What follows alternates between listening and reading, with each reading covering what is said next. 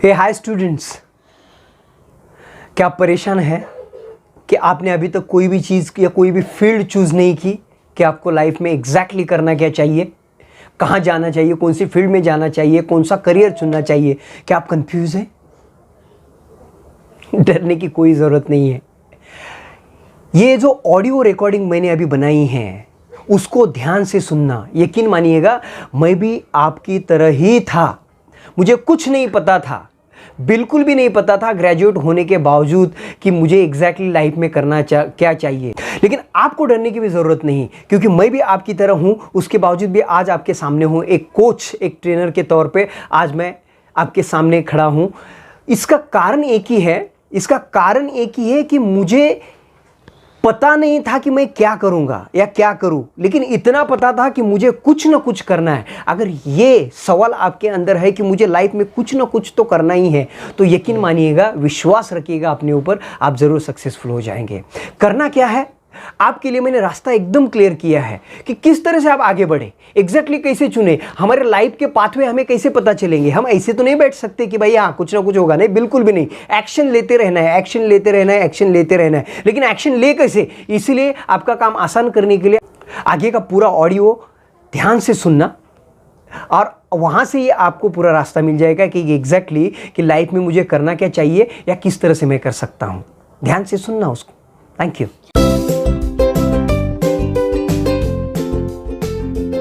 आज की बातें खास करके स्टूडेंट्स लोगों के लिए है, जो स्टूडेंट्स जो पढ़ रहे हैं, और ख़ास करके जो 12वीं के लोग हैं, 12वीं के बाद वाले लोग हैं, स्टूडेंट्स हैं, उनके लिए है। क्योंकि 12वीं के बाद एक करियर के तौर पर हम फील्ड चुनते हैं, जैसे कॉमर्स है, साइंस है, आर्ट्स है। तो यहाँ पे बहुत सारे कन्फ्यूजन्स बंदों में होते हैं, बिकॉज यहाँ तक आने तक बहुत सारे लोग, मुझे ऐसा लगता है मोर देन 90% लोग आर नॉट क्लियर। वो क्लियर नहीं होते कि उनको एग्जैक्टली ये फील्ड लेनी है, कॉमर्स, साइंस, आर्ट्स, ये क्यों लेनी है। क्योंकि उनका मकसद क्लियर नहीं होता है, उनके सामने क्लियर नहीं होता है कि लाइफ में उनको एग्जैक्टली करना क्या है। तो ऐसे बहुत सारे लोग या तो कॉमर्स लेते हैं या आर्ट्स लेते हैं, साइंस के पास तो जाएंगे ही नहीं, तो कॉमर्स या आर्ट्स लेंगे। और साइंस वाले बंदे भी बहुत सारे हैं, क्योंकि परसेंटेज अच्छा है तो साइंस के लिए फैमिली बोल रही है, फ्रेंड्स बोल रहे हैं, और फ्रेंड्स का ग्रुप जा रहा है तो साइंस के साइड चलते हैं। वहाँ पर कुछ ना कुछ आगे जाके बेस्ट होगा, जैसे इंजीनियर बनूंगा, डॉक्टर बनूंगा, वगैरह वगैरह। But they are not clear कि उनको एग्जैक्टली सच में डॉक्टर या इंजीनियर बनना है।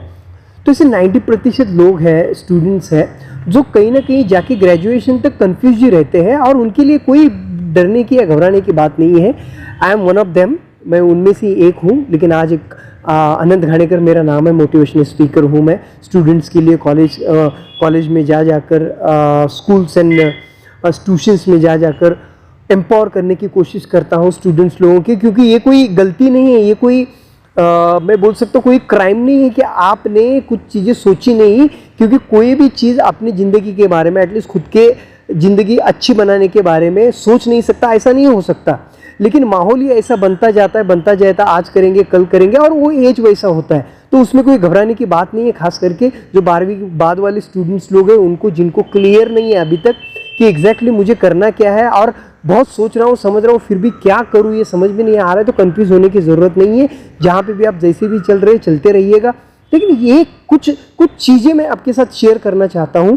ये करते रहने से आपको, मुझे पक्का यकीन है, आज नहीं तो कल नहीं तो परसों, और कुछ ही समय के अंदर, 3 से 6 महीने के अंदर आपको पता चलेगा कि आपको कहाँ जाना चाहिए, क्या करना चाहिए, कौन सी फील्ड में आपको ग्रो मिल सकता है या ग्रो कर सकते हो। ऐसे बहुत सारे टेस्ट वगैरह सब कुछ होते हैं, लेकिन प्रैक्टिकल चीज़ों के ऊपर मैं थोड़ा सा प्रकाश डालने की कोशिश करूँगा, जिसके कारण आपको थोड़ी सी आसानी हो जाएगी कि एग्जैक्टली मैं जहाँ पे भी हूँ सही हूँ, और आगे अगर जाना है, यहाँ तक आया हो तो सही आया हो, कोई टेंशन नहीं। लेकिन आगे अगर मुझे कुछ मुकाम पाना है तो मुझे करना क्या है, किस तरह से मैं चलूँ, इसके बारे में थोड़ा सा क्लियरेंस आपको मिलेगा।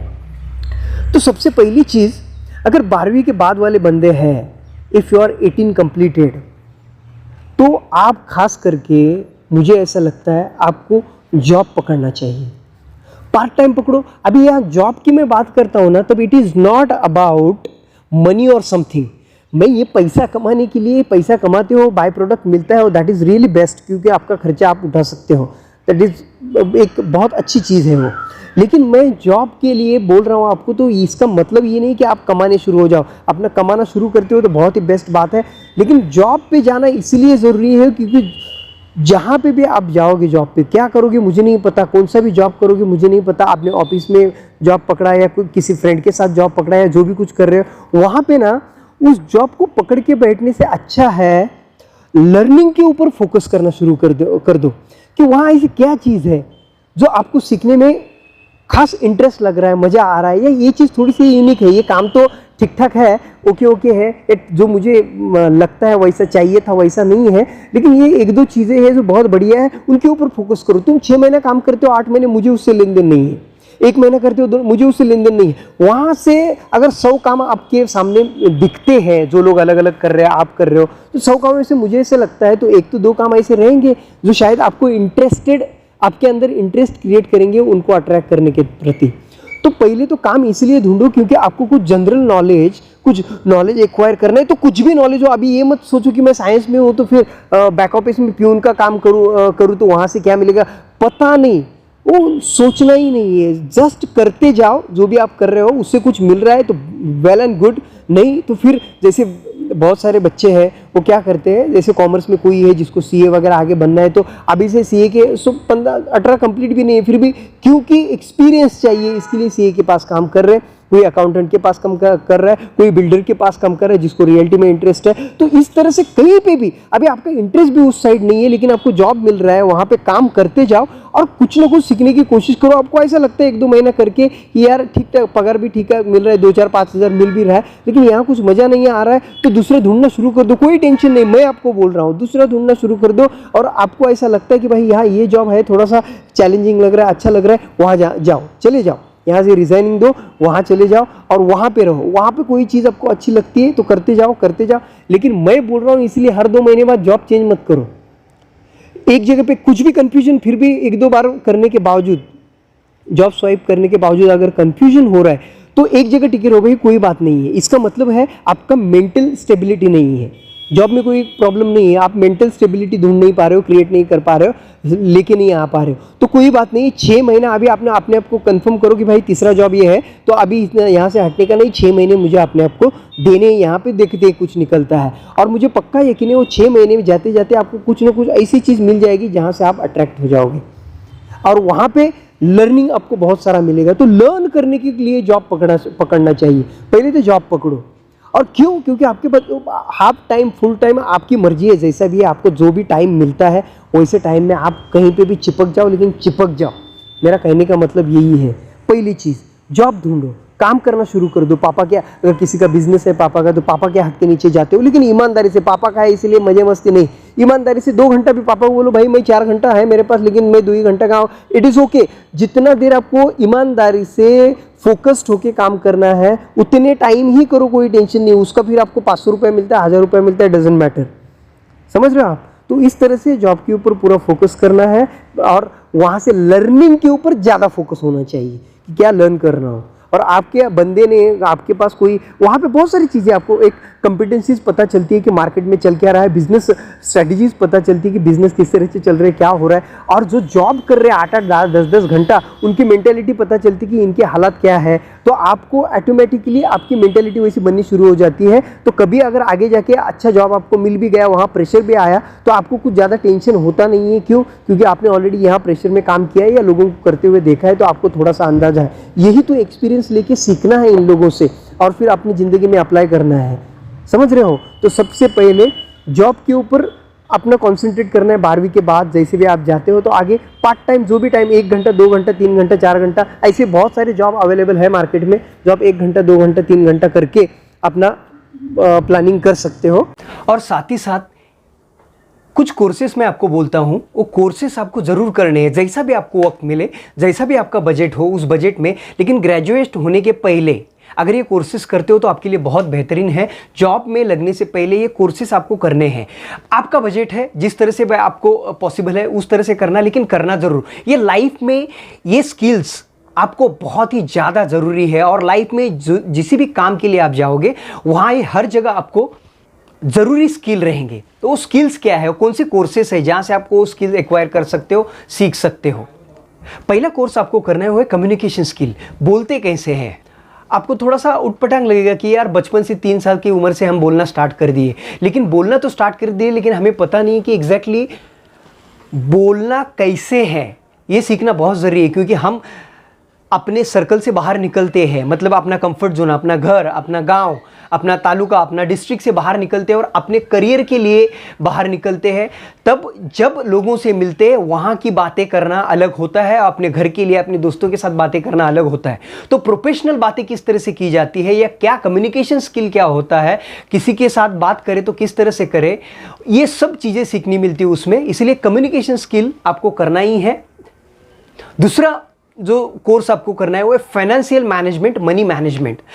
बहुत सारे हम लोग सब, मैं भी आपकी तरह हूं और इन चीज़ों से गुजर चुका हूं, इसलिए आपको आज बता पा रहा हूं। इसका कारण एक ही है, क्योंकि फाइनेंशियल मैनेजमेंट आपके पास ना हो तो आगे जाके जो भी चीज़ें आपको करनी है वो पूरी डामडोल हो सकती है। इसका मतलब यही है कि फाइनेंस को मैनेज कैसे करते हैं। अपने पास जो भी पैसा आता है, आप काम कर रहे हो या जहां से भी, आज नहीं तो कल पैसा आने वाला है, या घर से भी कहीं से मिलता है पैसा, तो उसको आप मैनेज किस तरह से कर सकते हो। अपना पैसा 100 रुपया आता है या 100 करोड़ आता है, उसको मैनेज करना हमें आना चाहिए। तो एग्जैक्टली मनी मैनेजमेंट होता क्या है, फाइनेंशियल मैनेजमेंट होता क्या है, उसके छोटे मोटे कोर्स होते हैं 2 घंटे से लेकर 20-20 दिन के। तो आपको जैसा भी बजट में है, आपको जैसा भी लगता है उस तरह से आपको कोर्स करने, लेकिन ग्रेजुएट होने के पहले आपको ये कोर्सेज कंप्लीट करने हैं।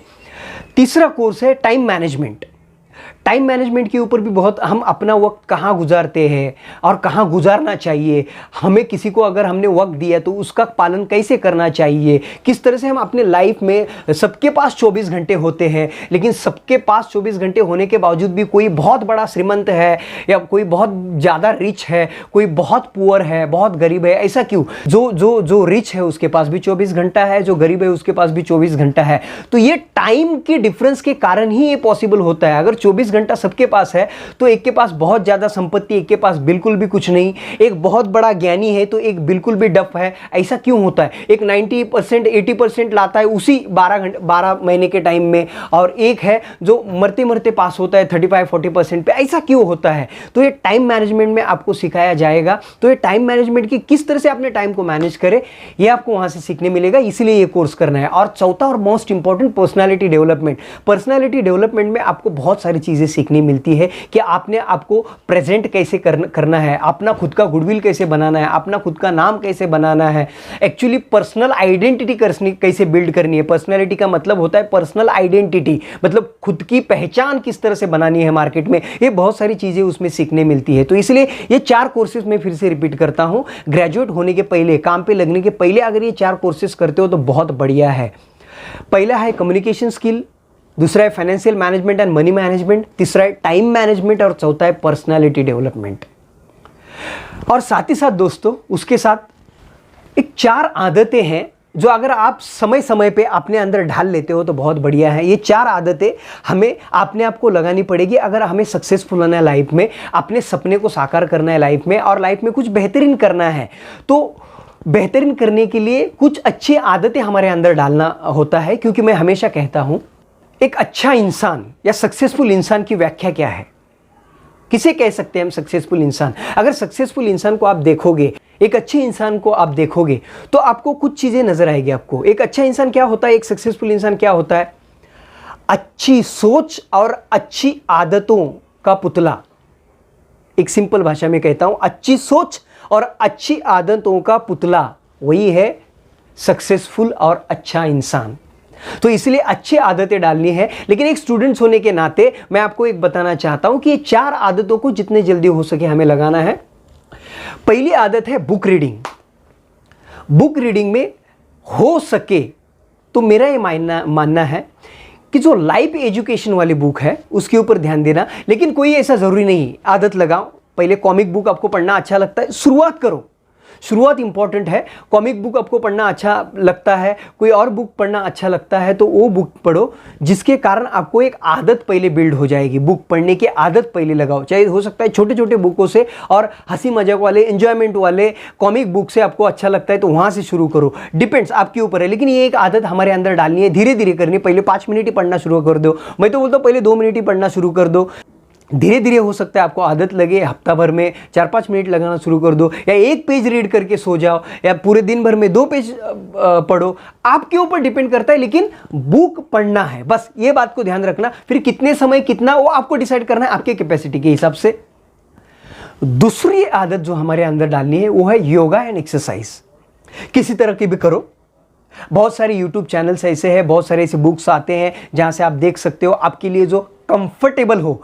फिलहाल शुरुआत में मैं यही बोल रहा हूं, आप नहीं कुछ भी कर रहे हो तो आपके लिए जो कंफर्टेबल हो तो वही एक्सरसाइज आपको करनी है। कोई बॉडी बिल्डिंग के लिए, कोई भी डोले शोले बनाने के लिए करने की जरूरत नहीं। अपने आप को फिट रखने के लिए पहले योगा या एक्सरसाइज शुरू करना है, ये बहुत ही ज्यादा इंपॉर्टेंट है। सिंपल सी बात अगर बता दूं तो आधा घंटा दौड़ते भी हो, नॉर्मल जॉगिंग भी करते हो, दौड़ना इन द सेंस जॉगिंग भी करते हो तो भी इनफ हो गया एट द बिगिनिंग। कोई आप ज़्यादा एक्सरसाइज करने की ज़रूरत नहीं है।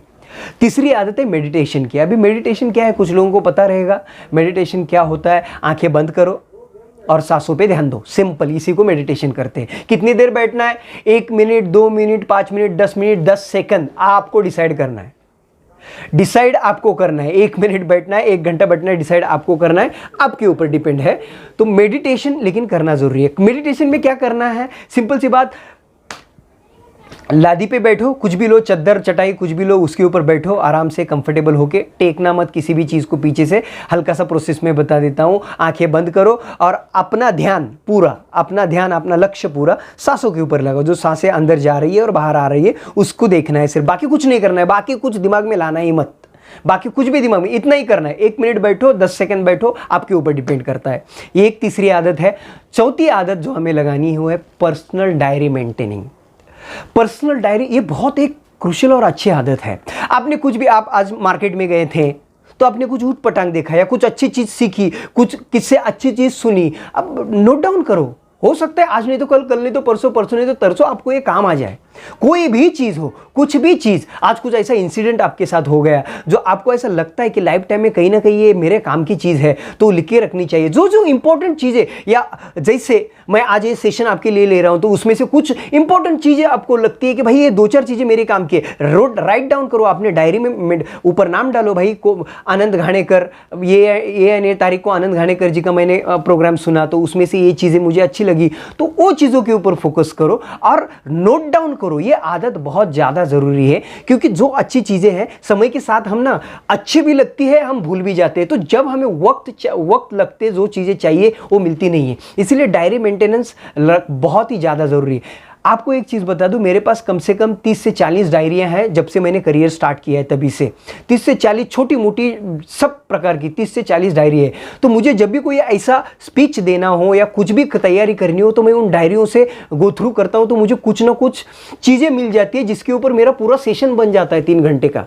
ये आपको बताने का मतलब यही है कि इतनी ताकत होती है वो नोट डाउन करने में। इसलिए छोटी सी सही लेकिन पर्सनल डायरी अपनी बनाओ, और जो भी लाइफ में होता है दिन भर में आप कुछ सीखते हो, कुछ अच्छा हुआ है, किसी को हेल्प की, उसने क्या बोला आपके बारे में, ये चीजें सब उसमें लिख के रखनी है। जो जो आपको लगती है, अच्छी लगती है, आपके करियर के लिए आगे जाके काम आएगी ऐसे लगता है, वो चीजें नोट डाउन करनी है। तो ये 4 आदतें जो मैंने बताई वो अपने अंदर डालनी है। पहली आदत है बुक रीडिंग, दूसरी आदत है योगा एंड एक्सरसाइज, तीसरी आदत है मेडिटेशन, और चौथी आदत है पर्सनल डायरी मेंटेनेंस। दोस्तों इसके अलावा कुछ नहीं है, ज़्यादा प्रेशर लेना नहीं है, निश्चिंत रहिए, टेंशन फ्री रहिए। अगर जीवन में कुछ करना है, ये सोच भी अगर आपके अंदर है, जीवन में कुछ बेहतरीन बनना है, ये सोच भी अपने अंदर है, जीवन में कुछ ना कुछ बेहतरीन करके ही रहूंगा, इतनी सोच भी आपके अंदर है, तो यकीन मानिए, विश्वास रखिए अपने आप के ऊपर, आप जरूर कुछ बेहतरीन करेंगे। सिर्फ कुछ चीजें करनी है जो मैंने आपको बता दी, उसके साथ ही साथ चलते रहो, और मुझे पक्का यकीन है आप अपने जीवन में कुछ बेहतरीन करके ही दम लोगे। आप सभी का बहुत बहुत धन्यवाद। Thank you so much. मिलते हैं जल्दी। Thank you.